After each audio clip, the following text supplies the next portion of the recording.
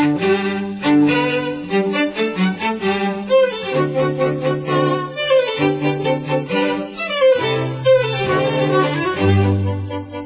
crystallising of her thought is 1974, and the sense that, first of all, something's terribly wrong, and secondly, I, Margaret Thatcher, have got an idea about how to put it right. That was Charles Moore, author of a new book about Margaret Thatcher. Other families, the Cecils, the Russells, the Stanleys, were from time to time more important, but the Devonshires abided. They were always there. For 500 years they were always there, and that's what makes them particularly interesting. And that was Roy Hattersley, discussing the Devonshire family.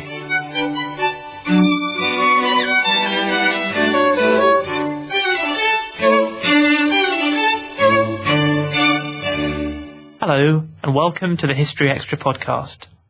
My name is Rob Attar, and I'm the editor of BBC History magazine, which is the UK's best-selling history magazine. And you can find it in all good newsagents and on subscription. Visit historyextra.com/subscribe-today for our subscription deals. Plus we have digital editions available for the iPad, for the Kindle Fire and for Google Play. For details of all of those, head to historyextra.com/digital.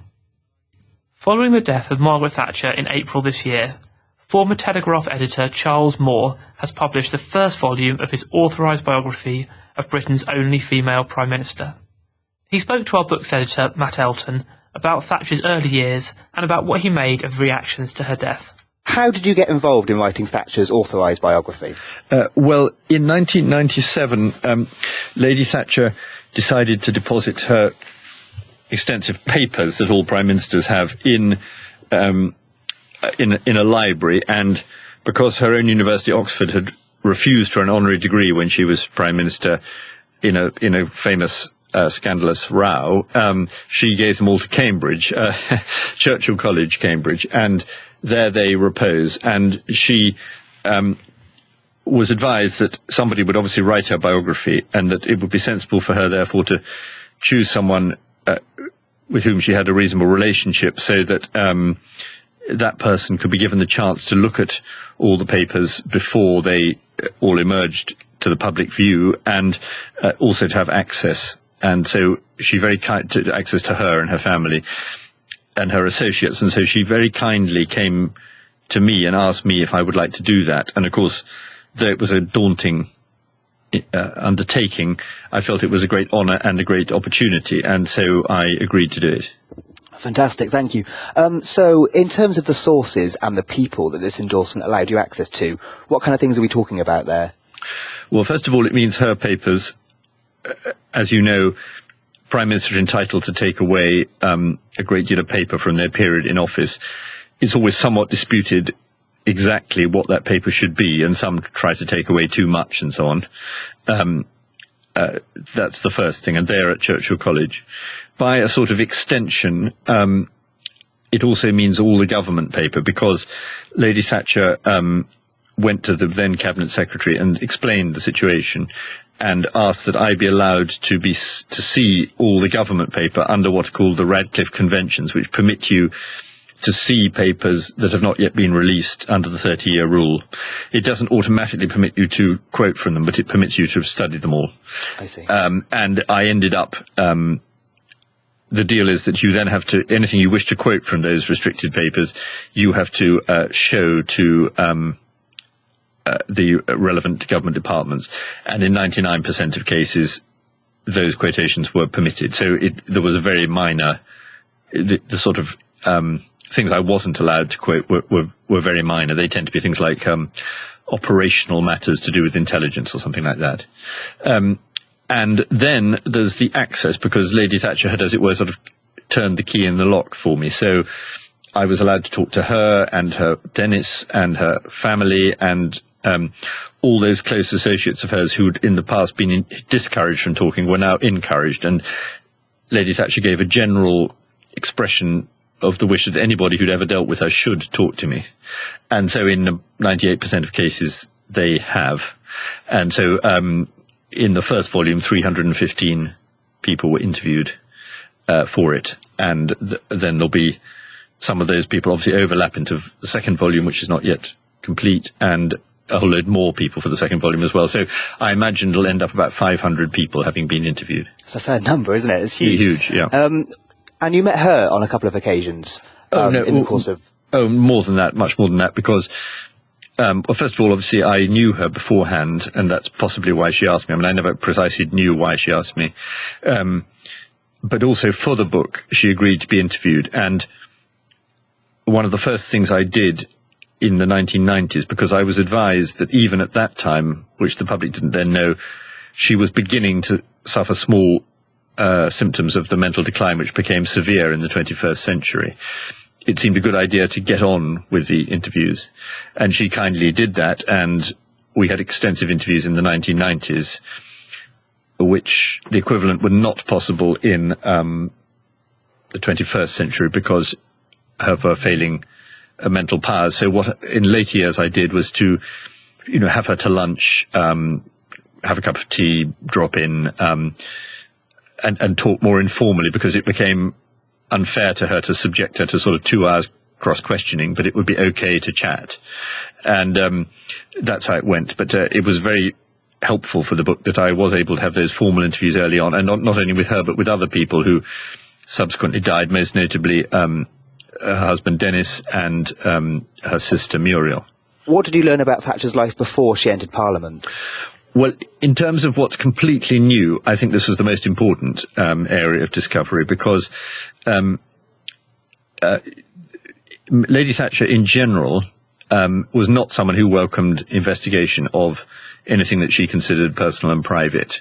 And not that she had dirty secrets, she didn't, but she's one of those people who instinctively did not encourage such things. And she's also the sort of tidy housewife who throws paper away, much to the rage of the historian. So every time she moved house or moved office, she'd chuck out a lot of stuff. And not a great deal of personal material survived from the early days.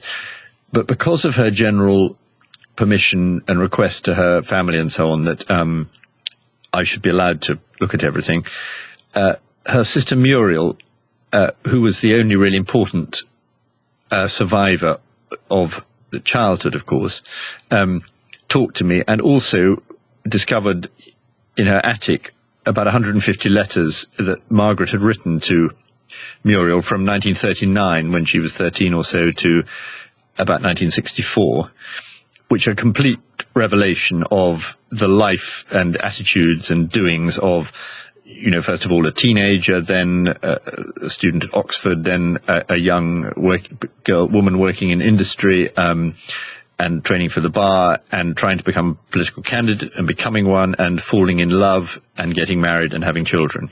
So absolutely huge amount of material that nobody knew much about, and of tremendous interest, and actually of entertainment too, because it's almost a rollicking story. And Lady Thatcher was, on the whole, a very truthful person, but had definitely not told the truth when she said that she had no boyfriends before Dennis. There were, and I don't blame her for that, by the way. I mean, a woman, particularly of that era, would instinctively not want to talk about such things. Though, as I say, there's nothing discreditable about any of it. And there were at least 3 serious boyfriends who are mentioned extensively in the letters. So you get a hugely new and exciting picture of this young life, Margaret before she was famous. Do we get a sense of the character emerging at that point that we'd know later in politics? Yes. In some ways, it's very similar to the character that we know. There's that sort of directness and almost tartness of expression. There's the determination. There's the ambition. There's the incredible energy and diligence. But there are other things that might be surprising. For example, there is more in her letters to Muriel about clothes than about politics. And she's very, very preoccupied with clothes and very interested in both how they look and how they are made, and what they cost. There's a lot about films and the films she enjoyed going to see. And though there's a lot about politics, there's nothing about what you might call ideology. What she writes about in politics in Mural is politics as a form of social life and politics as a form of organisation. So how much fun she's having in the Young Conservatives or in the Oxford University Conservative Association, or how she's going to the party conference, or how she's becoming a candidate, which is, of course, particularly interesting, that last thing. But she doesn't discuss the content of politics in these letters, which might surprise people because, of course, in later years she was famous for being a conviction politician. And then, of course, there's all the love interest. And I think people have tended to think mistakenly that a woman who rises to the top in politics must be almost heartless and not, quote, normal. And, of course, in some ways, Mrs. Thatcher wasn't normal because she had phenomenal abilities and phenomenal ambition. But she certainly wasn't heartless. And it's very clear here how she, assesses boyfriends with a mixture of sort of romance and realism and humour and self-doubt and quite the sort of mixture of feelings you might expect of a young woman. And also, of course, very interesting about her attitude to Dennis, because when he asked her to marry him, she was really more keen on another man, a man who was twice her age, called Robert Henderson, a distinguished doctor who'd invented the iron lung, and was a bachelor, age about 48. She was 24 or so. And it's clear from the letters that at that time he engaged her affection more than Dennis, but she and he had decided in circumstances that aren't completely clear not to marry, really, I think because of the age difference. And Dennis was there in the background, but she often writes about Dennis in this period before she knew that he was really a suitor, in a slightly comically disparaging way. So she says things like, when she first met him, she says, she refers to, in Mural, to a Major Thatcher, aged about 36, plenty of money, not a frightfully attractive creature, I think is the first. Though in fact, and she sometimes says that he's an awkward fellow to go out with in the evening or something like that. But then, almost on the rebound, when it sort of hadn't worked out with Robert Henderson, suddenly Dennis proposed to her in 1951, and this was a great surprise to her. And as Dennis put it to me, she didn't leap at it, but she thought about it, and she realized that he would bring security, that she did admire him, that he knew the world better than she did, that they shared political beliefs and interests, and she accepted him. And so it wasn't she wasn't swept off her feet at all. It was what you might call a rational decision. But as she put it herself, these decisions that take a bit of time to make tend to be the right ones. And as we all know, it was a very successful marriage. Actually, the book shows that there were some problems quite early on in the marriage, but they were successfully overcome. And, it's hard to imagine how she could have been so successful in her career without his support. Moving ahead to her time in opposition, how do you think this period affected her politics? You mean when she's leader of the opposition? Yes. Well, it's notoriously the worst job in politics, being leader of the opposition, and in many ways she hated it because she was frustrated about what she couldn't do, and she also was conscious that she was running a sort of coalition within her own party, because most of the high-ups, and therefore the people in the shadow cabinet, were people who had not wanted her to be the leader, because it was more the backbenchers who'd wanted her to be the leader. So she was treading on thin ice. But because she was leader for 4 years, she did have the chance to think deeply about what it was she was trying to do, and the preparatory work in terms of sense of priorities and an analysis of what was wrong with Britain was vital. And it allowed her also to do something which she liked very much, which is not just listen to the normal regular run of political people, but to get in all sorts of mad intellectuals and people with strange ideas and who were often very creative, and also people who could improve her performance in the media and in her presentation.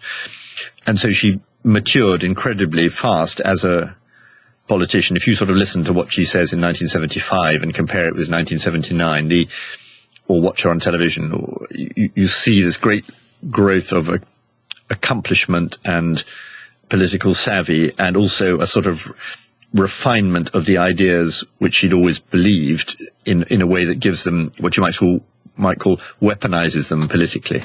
So it was an absolutely key time for her. Touching on that idea, actually, I mean, how soon forward do you think we can trace the emergence of the politics that became known as Thatcherism? Well, she said once that words to the effect that everything I believed was formed by the age of 17. And that's not, I think that is broadly true. That's to say, she had very strong political beliefs which didn't fundamentally alter. But I think that what did happen was that until 1974, she pursued an essentially conventional political career. She believed that the Conservative Party had the main answers to running Britain, and she simply wanted to rise in the Conservative Party and do her best. And it was only in 1974, with the 1974 election, the miners' strike, the failure of the Heath government, of which she was a cabinet minister as education, that she came to think very hard and to believe that both her party and her country were failing. And I think failure was the thing she hated most of all. And she couldn't bear the idea that her country was declining, and she felt it didn't have to be that way. And this was true of its attitude to the Soviet Union, of its inflation, of its trade union labor relations, its nationalized industries, and its over-government. And so she really crystallized her thought. I think the key year for the crystallizing of her thought is 1974, and the sense that, first of all, something's terribly wrong, and secondly, Margaret Thatcher, have got an idea about how to put it right. Talking about her ideology, I suppose, do you think that she was motivated by principle or pragmatism, or was it a mixture of the two things? Well, of course, it was a mixture, and one thing that comes out in the book was something that she would tend to underplay, which is her sheer political cunning. Her beliefs certainly were real. She certainly was, as she said, a conviction politician. But you don't succeed electorally just by being a conviction politician. I mean, any old fool can be a conviction politician. The question is, can you make those convictions coalesce with calculations about when to go forward, when to pause, how to fight a political battle. And she was very good at that sort of pragmatism. She did, a classic example would be that in 1981, she gave in to the miners. People forget this, because she wasn't ready with coal stocks and with reform of the labour laws for a coal strike. So she gave in to the miners' demands in 1981, but prepared with redoubled vigour to get this right for the next challenge, which came in 1984, when, of course, the year-long miners' strike happened, and she prevailed. There's some debate around whether we can truly call Thatcher a conservative or a feminist. These are the kind of labels that get discussed. Do you think it's right to call her either of those things? Well, on conservative, I think it certainly is right. But one of the fascinating things about it is that I think she's an absolutely genuine conservative. She believed in tradition, she believed in the monarchy, she believed in the British Constitution, she believed in the glories of British history, she believed in a culture in which things are handed down, she believed in the Christian values in which she was brought up. So in that sense, she was not in any way a revolutionary. On the other hand, she was very, very radical, particularly in economic matters. And she thought things really did have to change, and you couldn't just go on doing the same old things. And this is a sort of interesting tension in her whole character. So in one sense, she's a nostalgic thinking about the greatness of Britain, and really, I think, fundamentally very much in favour of the British Empire, and was never really very critical of the British Empire. And on the other hand, somebody who thinks things have got to change so much, and our ways of doing things have been so wrong in, for example, labour relations, that she would be very, very radical indeed. So that's an interesting tension. As a feminist, she didn't like feminists with the capital F because, first of all, she thought they had left-wing agendas, and secondly, she thought they were mistaken in their tactics, because what they did, in her opinion, was to keep on using the word women, which would have the paradoxical effect that men would concede to them only things which the men regarded as women's issues and which didn't interest the men. And in Margaret Thatcher's belief, she didn't believe in the equality of the sexes. She believed in the superiority of women. So the question was, for her, not do we create a wedge where women have more power over, quote, women's issues, like, let's say, health, but how do we actually conquer the issues which men really think that belonged to them, of which the most obvious are war and money and power in general. And so she was always most interested in those subjects that were most traditionally allocated to men. So she was interested in defence, diplomacy, the treasury, and of course the whole power that accumulates from being prime minister. And so she also didn't particularly like the company of women, although she believed in the superiority of her sex. So she loved being with men, but she wanted to run them. So this was a very, very strong form of feminism, but not a form of feminism likely to appeal to the so-called women's movement. You mentioned there issues of defence and war. How central a turning point was the Falklands War in Thatcher's career? I think it was extremely important for her career, more important really for her career than for the issue itself, actually.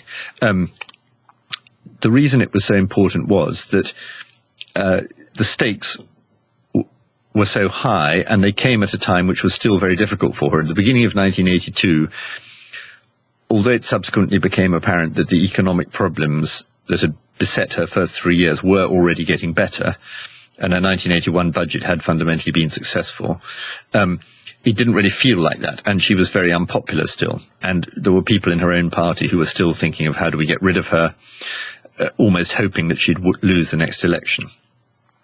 Along come the Argentine invasion of the Falklands at the beginning of April 1982, almost completely unexpected event, a huge bungling of British policy that allowed it to happen. And therefore, Mrs. Thatcher could see that if she didn't rescue Britain's honour and recover the islands, it would be a national humiliation, and it would almost certainly be the end of her career. She knew nothing about war beforehand, never had any experience of dealing with any of this, and essentially it fell to her. And she handled it with great skill because she did realise the importance of diplomacy and kept up a tremendous diplomatic campaign and tried to secure alliances with the United States and other allies, while at the same time having the determination to press on in military terms, get the fleet across the ocean and win. And it's a complicated story, but fundamentally that's what happened. She did win, she succeeded, and as Willie Whitelaw, her deputy, said on the night of victory, in the little party he gave, impromptu party in her room in the House of Commons, only you could have done it, because there was this sense of her particular determination. And so from 3 years of sort of bad times and disbelief and questioning of her came this sense of her extraordinary resources of character and an extraordinary, clear, dramatic, martial success, and what you might call a very clean victory, because the Falkland Islands being such an unusual place, there were almost no civilian casualties. Only 3 civilians were killed in the whole conflict. And so it was much cleaner than, there's sad loss of life of combatants, about 250 British and about 2.5 times that of Argentina, but nevertheless, a sort of neat little war in a way that's very, very unusual in modern times, and a huge British victory. And so suddenly her way lay open, and nobody could question her leadership, and she could then start to implement all the policies that she was most interested in. So it was the beginning of her zenith, and that zenith we can argue slightly about how long it went on, but she won the 83 election with a huge landslide. She won the 87 election with a smaller, but nevertheless with a landslide. And it was really perhaps only in 1989 and obviously 1990 that her preeminence collapsed. So the Falklands opened the door for her. Looking back at the period covered by this first book, what do you think her greatest achievements were? Well, the first great achievement was to get there, and it remains absolutely, the more I think about it, the more surprising it is that she was able to become leader of the Conservative Party and Prime Minister. It is absolutely stunning when you think of the obstacles placed in the way of a woman at that time. And her second achievement, I think, was to analyse the problems of the country in a way that was both radical and convincing, so that people did actually vote for it. You know, she was a candidate who, her analysis was frightening because it was so rigorous, and yet people could see in it the sense and the hope, and they therefore voted for it, and that was remarkable that she persuaded them to do so. And the third achievement was that by the end of the period I'm describing, because the volume ends in October 1982, she had won very significant victories in economic policy, though the results were not yet very clear. And she had won the Falklands War.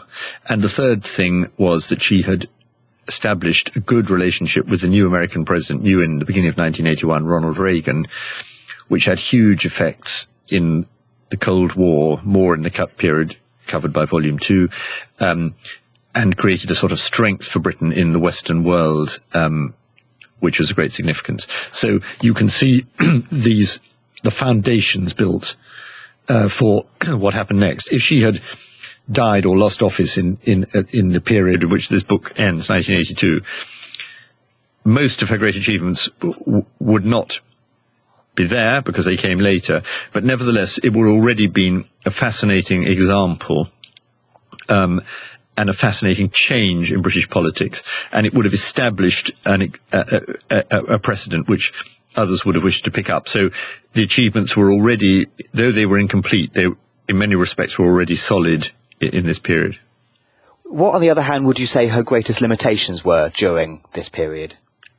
Well, another thing I should say is that I think in some ways the period of 79 to 82 was a golden period of her, the way she conducted government, because she was less arrogant than she later became, and she had to pay more attention to what other people said, which is something she sometimes found difficult. There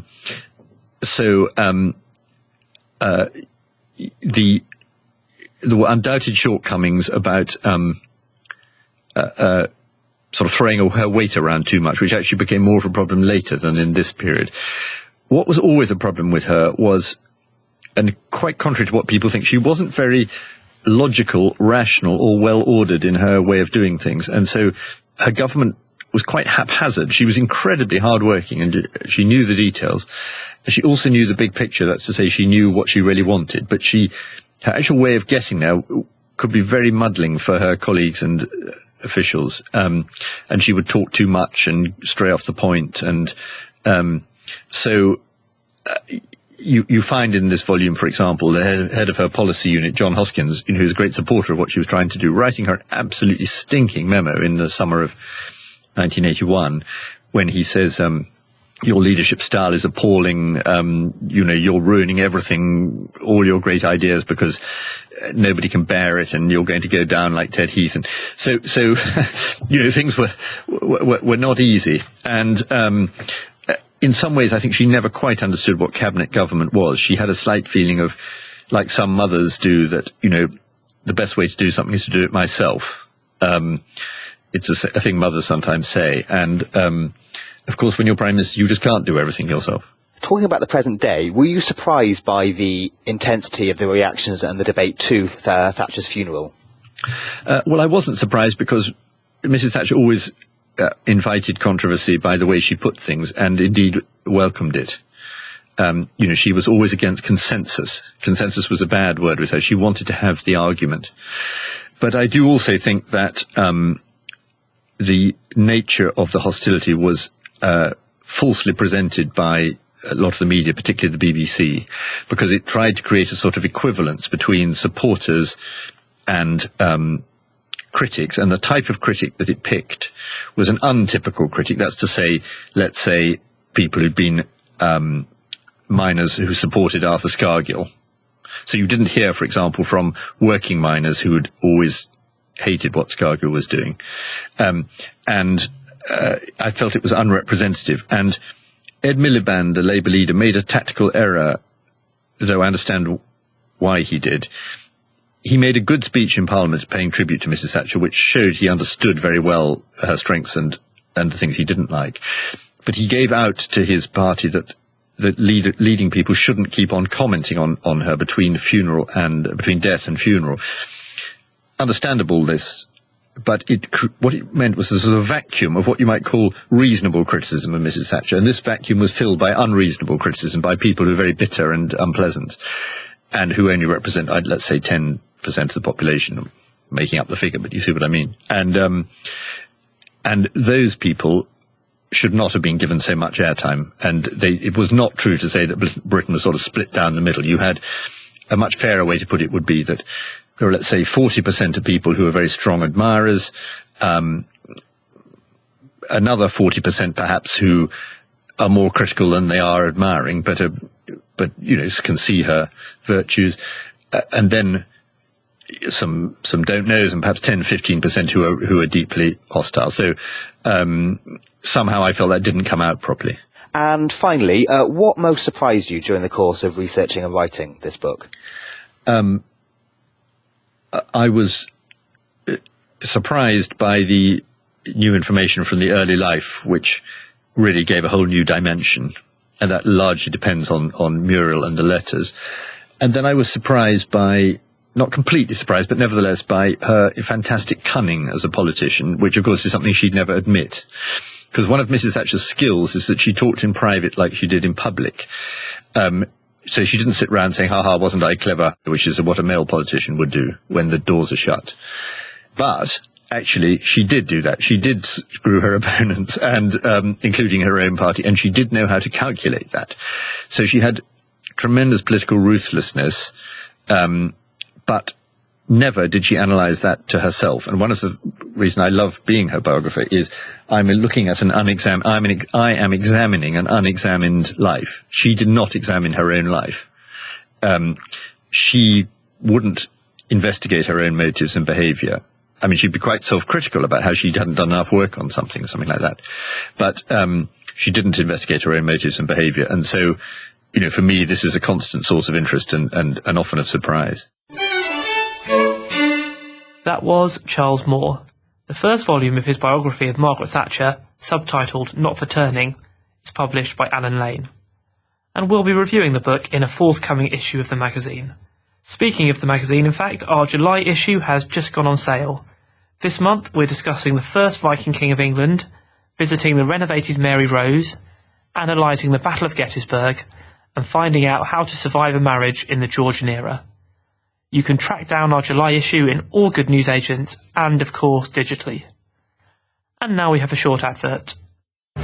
From New York Times #1 best-selling author Steve Berry comes The King's Deception, a white-knuckle ride conspiracy thriller full of deception and political intrigue, taking you back to the Tudor court where an extraordinary secret is waiting to be revealed.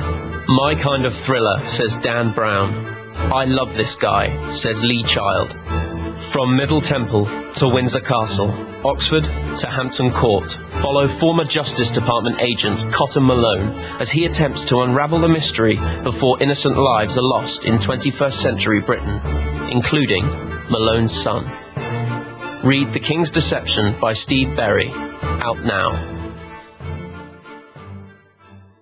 For our next interview, I'd like to also mention that tickets are selling rapidly for our History Weekend Festival. It's taking place in the Wiltshire town of Malmesbury from the 25th to the 27th of October, and will include talks from some of Britain's leading historians, including Max Hastings, Michael Wood, Dan Snow, Susanna Lipscomb, Dominic Sambrook and Alison Weir.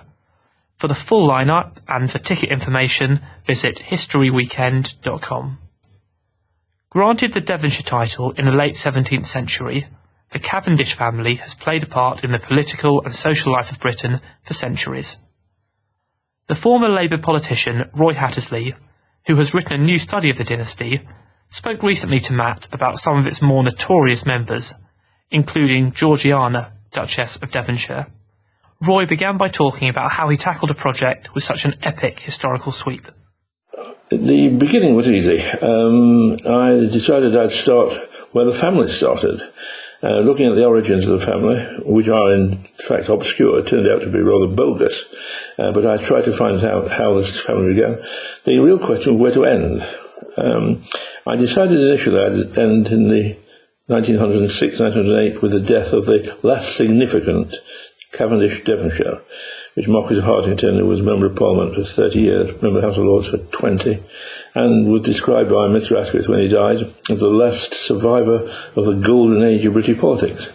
But then when we'd virtually done the book, Medieval England till 1908, the publisher suggested there needed to be another chapter rushing through the last 100 years, because people would say, why has he suddenly ended here? So with the help of the Duke of Devonshire helped me with that chapter, we added this additional chapter which brought it more or less up to date. Not quite, but all more or less. That's fantastic, thank you. So it's a huge range of time.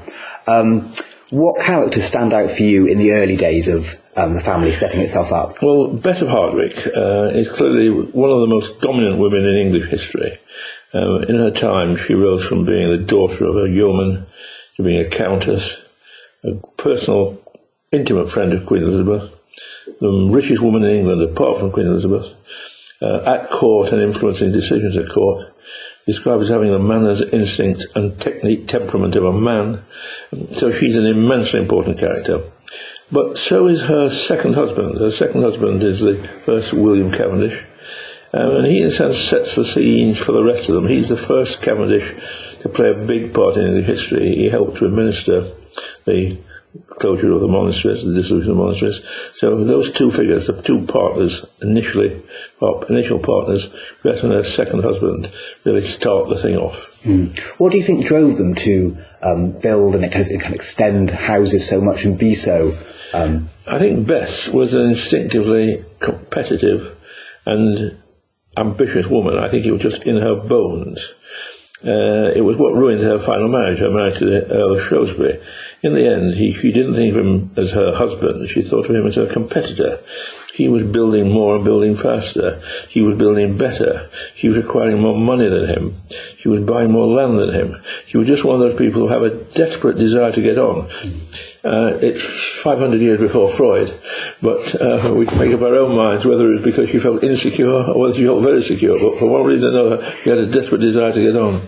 I think that's what's so fascinating about this book, is there's just a whole series of really strong characters that shine through.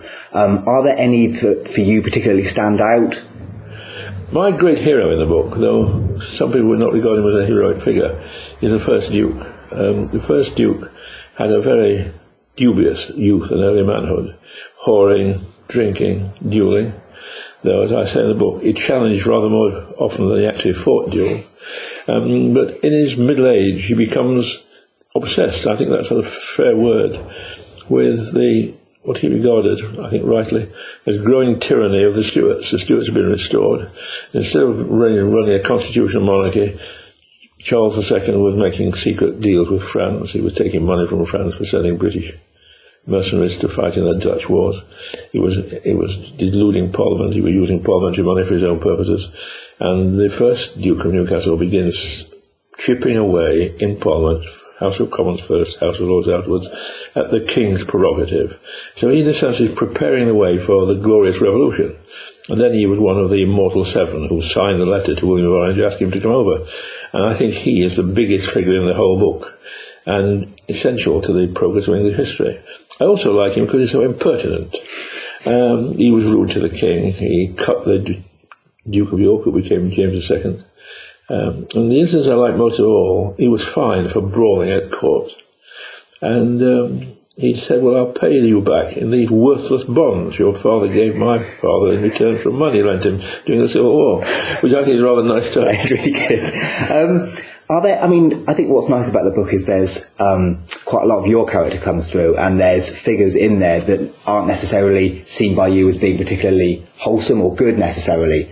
Did you find it difficult to warm to some of the people that you were writing about? Well, I was warned by my editor that there were two characters that, when she saw the final, not the final work, but the final first draft, there were two characters who I clearly didn't like, clearly disapproved of.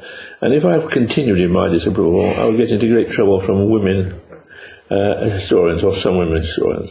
And they were the Duchess of Newcastle, Madge Lucas, Duchess of Newcastle, and the famous Georgiana.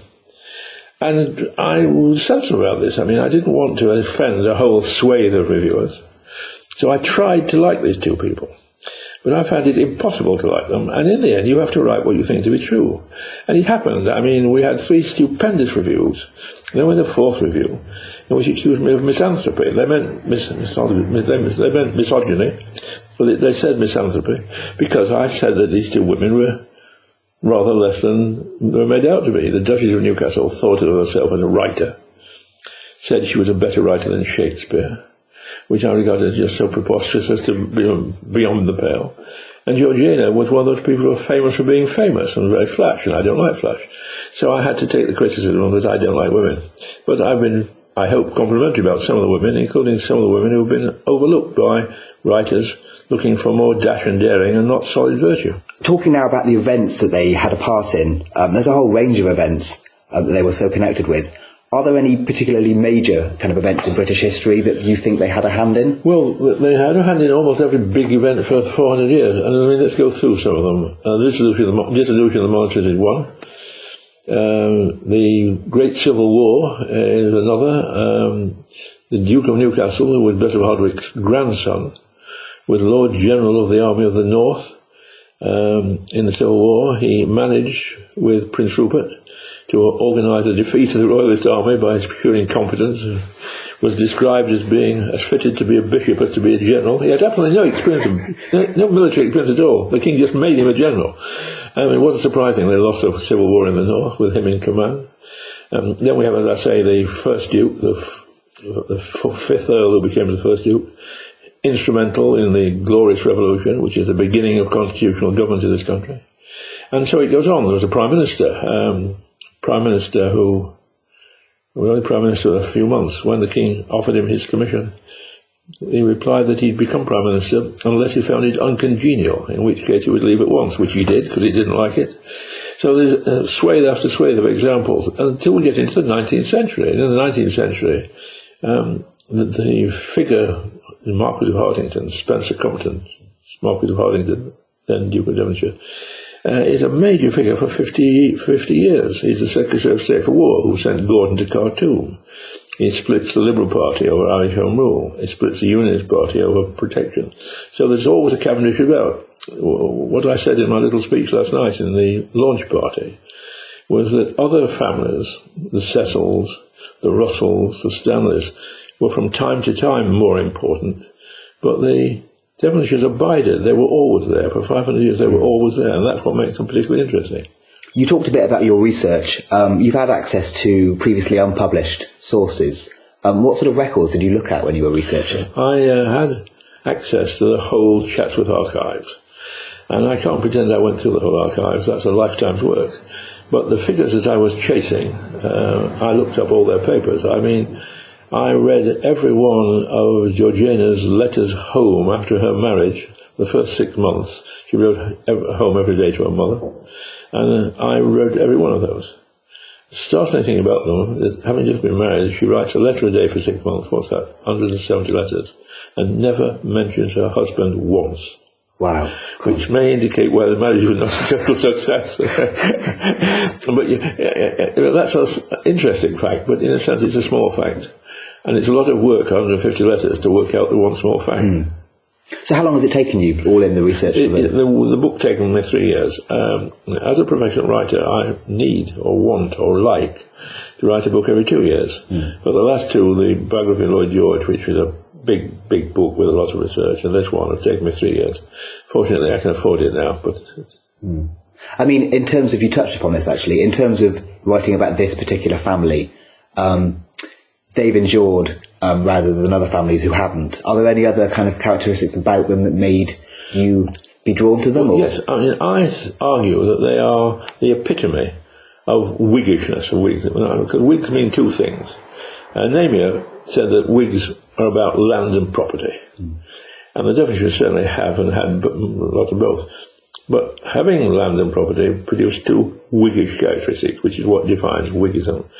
First of all, they thought, since we own this country, we have a certain duty to protect its citizens from tyranny, from invasion, from popery. So they are protectors of liberty.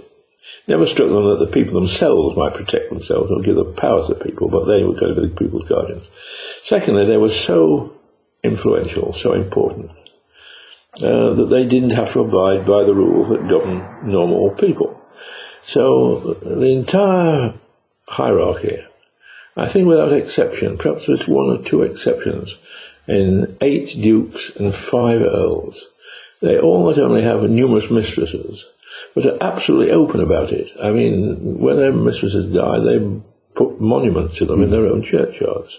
When their illegitimate children are born, they accept them as theirs and give them endowments and give them jobs and make sure they're successful in their chosen occupations. What would be regarded in Victorian England as sinful, they're perfectly and totally open about. Now, that may be an attractive quality, it may just be arrogance, but it is part of the Whiggishness. And it continued right into the 19th century until Victorian morality overtook them. See, I was surprised by how much of that there was in the book. It's a huge amount of kind of just kind of having relations with other people outside of marriage and all that kind of thing is a massive part. Yes, because it was the Devonshire way. The 11th Duke of Devonshire, who I knew very well and liked very much, once famously said when he was in trouble himself, but the Devonshires are promiscuous. We've always been promiscuous and always will be. I mean, talking about, I suppose, just how huge they became, it's interesting about how many people they employed just to run this huge kind of empire, if you like. And still do. I mean, going to Chatsworth 2 or 3 days a week for 2 years of the 3 I spent on the book, I would go in the side entrance. I don't know if you know Chatsworth, 2 great gates, one where the public go in, a little door where the Duke goes in, and a great gate where tradesmen go in. I went in the great tradesman's gate and was led through the corridors to the room in which I worked. And it's like being led through a factory. I mean, there are huge rooms full of electrical gear where people are looking after electricity. There are huge rooms full of carpentry where people are doing... I mean, it is a major business. It is an industry. And was the first stately home to be opened 300 years ago. And they work at it very hard. And there's some famous people who were employed by them, weren't there? Well, that's another one of the attractions. I mean, Thomas Hobbes was tutor to 2 generations of Cavendish sons. Capability Brown reorganised the gardens. But most important was Paxton. Paxton is, in a sense, the hero of the book. He's not a Devonshire by birth, but he is integrated into the family. The 7th Duke said that he was really just chairman of Paxton and Company Limited. And Paxton started off as a gardener, the gardener of genius, head gardener at Chatsworth when he was 19, and then becomes everything. I mean, he was Member of Parliament for Leicester, he was director of the Midland Railway Company, he was a newspaper proprietor, he was editing some academic botanical magazines, and still head gardener at Chatsworth, all in 1 year. Amazing, yeah. And he absolutely epitomises the Victorian belief in work and industry and concentration and getting on and doing the right thing. What were the major challenges for you when you were writing the book? Well, just covering the distance, covering the volume. If I'd started 3 years ago and said I'm now going to write a book that covers 500 years, or nearly 500 years, I think it would have overwhelmed me. But it was rather like when I used to go running in the morning. I used to go running around Vincent Square here, and I did 4 miles, which was going around 16 times. And if I'd started off saying I'm going to do 4 miles, I would have dropped dead with exhaustion. I said I'm going to run around this square. When I'd done it once, I said I'm going to run around again, and suddenly I'd done it 16 times. Yeah. And that's how it was with the book. I'm going to write about Elizabethan England. I've done it. Now I can write about Tudor. I can write about Stuart England. And by doing it incrementally, I wasn't overwhelmed by the idea of doing 250,000 words in 3 years. Sure, fantastic. And how about the thing that perhaps most surprised you as a result of your research? I think what surprised me most of all was the intensity of the traditional Cavendish anti-Catholicism, or to be fair, anti-popery. They weren't so much worried about the theology of Catholicism, but they were absolutely determined that the Pope would have no influence in Great Britain. Their worry was not so much about transubstantiation or the sacraments or the role of the priests. They were determined that nobody outside Britain would influence British policy. It was sort of Euroscepticism. The Reformation in England was not about religion in itself. It was about power. Who runs this bloody country? Me, Henry VIII, not the Pope. And they inherited that. And I was astonished by how Cavendish after Cavendish, Devonshire after Devonshire, had the same view of we must be sure that we're free of Popish influence. To what extent did the family influence the path that Britain took? And to what extent did Britain influence the family? Or can't you separate those two things? There's no doubt the family influenced the path that Britain took, because they were certainly from 1600 onwards, in favour of a constitutional monarchy rather than absolute monarchy, and fought and succeeded in obtaining that. And they became part of the great Whig tradition that ended up with the 1832 Reform Bill. So the family, I think, for many years stood out against modernisation, but eventually embraced it. The present Duke accepts all the rules of the modern society. Doesn't believe the aristocracy means very much anymore. He actually said he thinks the aristocracy, in effect, is dead. But the example I gave of the change was right at the end of the book. In 1932, the 9th Duke arranged for the prosecution of some trespassers, people walking on Kinderscout. And by what was seen to be pressure on the magistrates, these innocent men just going off his land, he said it was his land, they were trespassing, were prosecuted for breach of the peace and sent to prison. It was a great scandal at the time. Well, on the 50th anniversary of that, the 11th Duke turned up at the anniversary meeting, turned up in his ducal Bentley with the crest on the front door, and got out and said, "Can I speak?" and apologised for what his grandfather had done. Now, I think, and I say in the book, that's an indication that they were beginning to accept that the world was changing, and they better change with it. Are there any other characters, perhaps later on in the history of the family, that you think shaped its course? Well, there's some characters which don't so much shape its course, but shape England's course, which have been very much neglected. I've written a chapter on Henry Cavendish, the scientist, and since I'm absolutely unscientific, I had a couple of seminars with Vice Chancellor of Sheffield University, who was a fellow Royal Society and a physicist. Henry Cavendish worked out how to weigh the world. Now, to me, very unscientific, I can't understand what the importance of weighing the world is. But I was assured by this modern, up-to-date scientist that knowing the specific gravity of the world was essential to astronomy.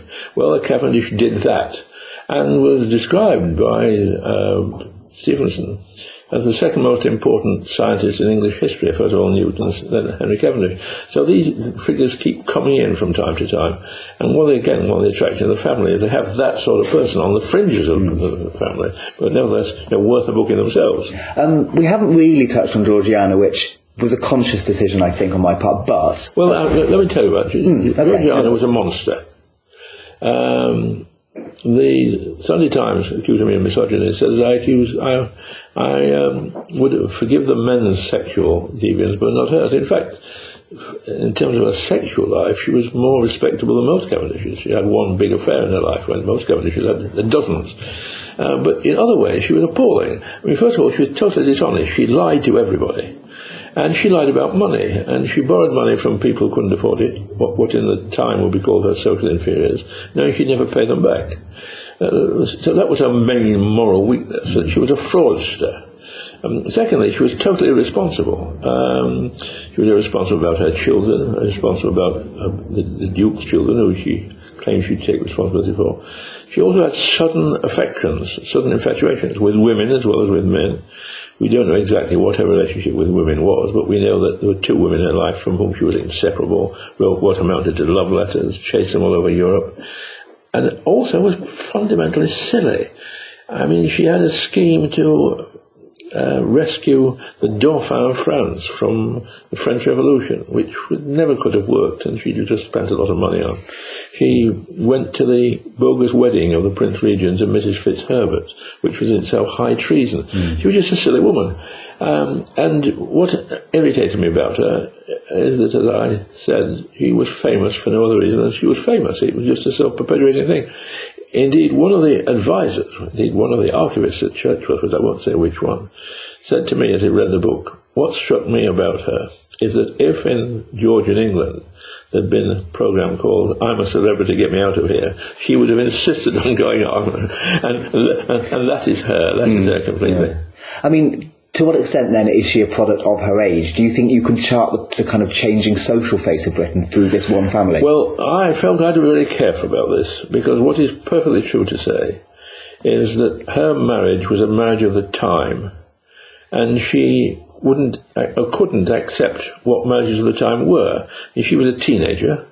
Her husband was nearly 20 years older, and it was her task to provide an heir and to be an adornment.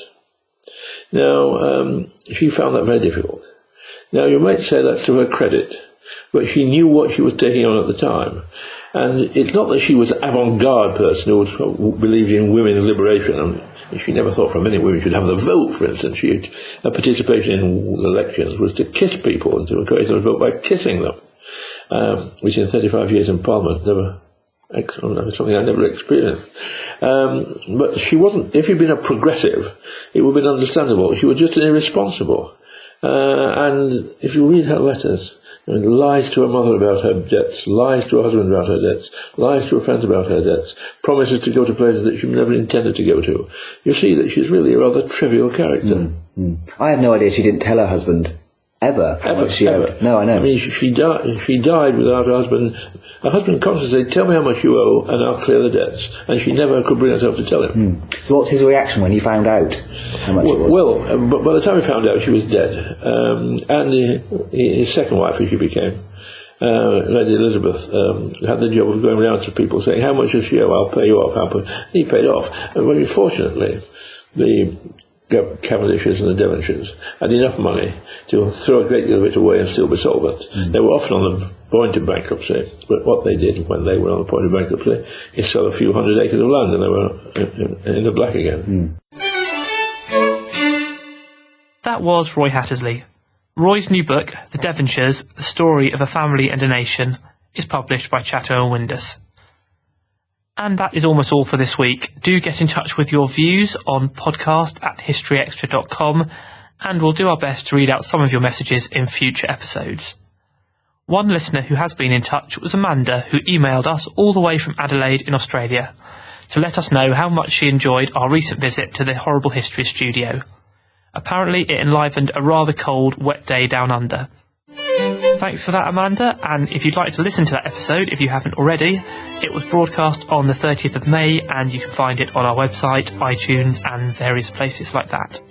And if you'd like to keep in touch with us, you can also follow us on Twitter @HistoryExtra, plus you can like us on facebook.com/HistoryExtra. Next week, we'll be talking about Viking ships and Second World War spies. You won't want to miss it. The History Extra weekly podcast is recorded in Bristol and produced by Jack Fletcher.